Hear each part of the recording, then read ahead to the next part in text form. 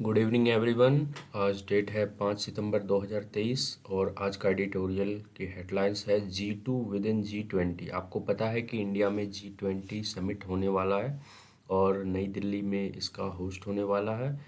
आज की हेडलाइन है G2 विद इन G20। मतलब G20 में आपको पता है कि 20 कंट्री हैं। इनमें दो कंट्रीज़ बहुत ही प्रमुख है जिसमें आप देख सकते हैं कि एक तो अमेरिका का गुट है और दूसरा है चीन और रसिया का गुट। तो इन्हीं दो देशों के बारे में बात की जा रही है, आइए देखते हैं।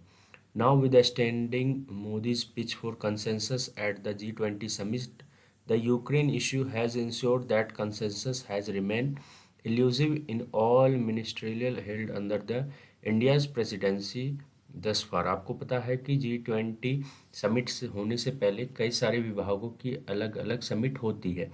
तो भारत जो है यूक्रेन मुद्दे पे एक कंसेंसस लाने में अभी तक नाकामयाब रहा है।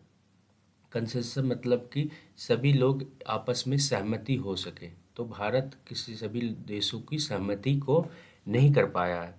With both the US and China Russia combine hardening their respective position, India need to do a fine diplomatic balance act to ensure the summit success. आपको पता है कि एक यूएस है और दूसरा चीन और रसिया का गुट है। ये दोनों अपने पोजीशन पे बहुत ही सख्त तरीके से खड़े हैं। तो अब भारत को चाहिए कि यदि इस G20 समिट को सक्सेस बनाना है तो उसको डिप्लोमेटिक तौर पे दोनों देशों के बीच बैलेंस को बनाना होगा। In fact divisions between the two camp has also emerge at the Bali G20 summit last year. आपको पता है कि पिछले साल का जो G20 समिट है वो इंडोनेशिया के बाली में होस्ट किया गया था। उस साल भी यूएस और चाइना के बीच में काफ़ी जो दोनों के बीच में अंतर था। Back then India had played a crucial role in drafting the Bali declaration, but पिछले साल भारत ने एक महत्वपूर्ण भूमिका निभाई थी बाली डिक्लेरेशन को ड्राफ्ट करने में, क्योंकि जब G20 का समिट होता है तो उसके बाद एक कॉमन डिक्लेरेशन जो है वो जनरेट किया जाता है। तो इस साल भी न्यू दिल्ली डिक्लेरेशन को भी जनरेट किया जाएगा। तो पिछले साल भारत ने बहुत ज़्यादा ड्राफ्ट करने में मदद की थी बाली डिक्लेरेशन के लिए, that noted both condemnation of the Ukraine war by member nations and the different assessment of the conflict by certain countries। तो उस समय डिक्लेरेशन में सभी मेंबर नेशंस ने यूक्रेन वॉर की निंदा की थी और सभी देशों ने अपने अपने अलग विचार व्यक्त किए थे। However, drafting the Ukraine paragraph of the joint communique this time is proving to be a great challenge because the US and the China-Russia combined had diverged even further। लेकिन इस साल यूक्रेन के विषय में यदि कुछ ड्राफ्ट की जाती है तो इस साल वो और अधिक चैलेंजिंग होगा भारत के लिए, क्योंकि यूएस और दूसरी तरफ चीन और रसिया का जो गुट है वो अब आपस में एक दूसरे के बहुत ही विपरीत जाता हुआ दिख रहा है। While the Beijing Moscow strategic compact has grown tighter. और आप देख सकते हैं कि चीन और रूस की साझेदारी दिनों दिन बढ़ते जा रही है। There is bipartisan support in the Washington for a tough approach toward China in terms of trade. और आप ये भी देख सकते हैं कि अमेरिका जो है एक सख्त अप्रोच ले रहा है चीन के खिलाफ बहुत सारे क्षेत्रों में, जैसे कि ट्रेड यानी कि व्यापार में, तकनीकी में, जियो पॉलिटिकल इश्यूज में। एग्जाम्पल के तौर पे the US has now made it clear that it won't be selling sophisticated chips to China. अभी यूएस ने एक निर्णय लिया है कि अब वो जो अपने सोफेस्टिकेटेड चिप्स हैं, जो कि आपके सेमीकंडक्टर चिप्स हैं, वो चाइना को एक्सपोर्ट नहीं करेगा, क्योंकि वो मानता है कि इसका इस्तेमाल चाइनीज़ मिलिट्री अपने फ़ायदे के लिए करेगी। In fact this tough on China approach is fading into US determination to thwart Russia's military operation in Ukraine.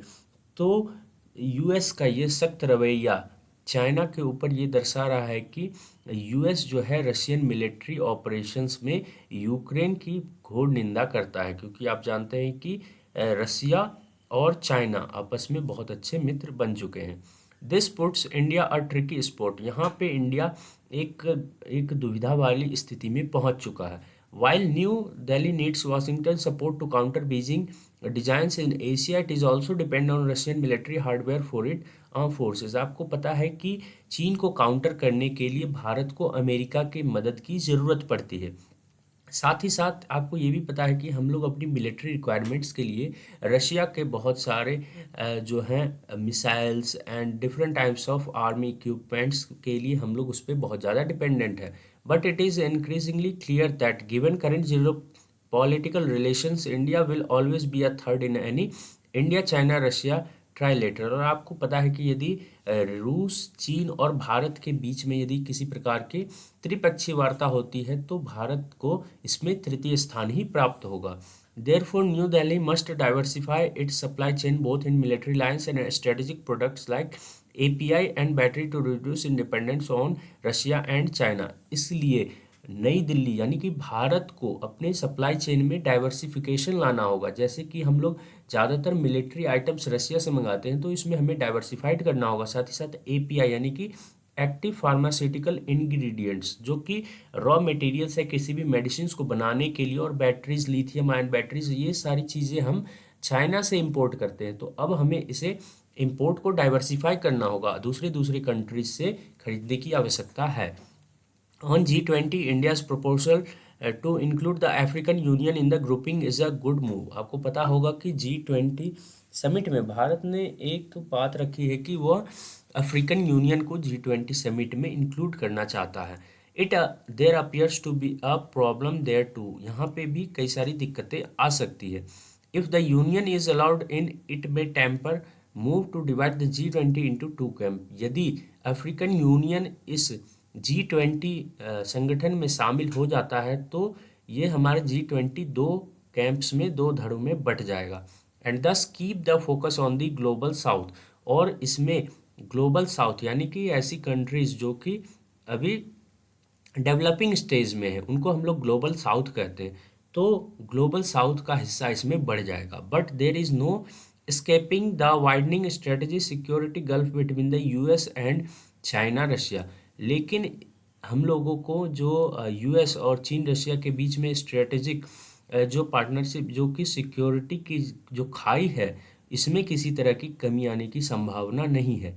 India G20 managers have their task cut out, और भारत के जो G20 के मैनेजर्स हैं इन्होंने एक बहुत अच्छे तरीके से टास्क कर चुके हैं कि आगे हमारी क्या स्ट्रेटेजी हो। Thank you for watching the videos and do like share and subscribe my video. Thanks to all.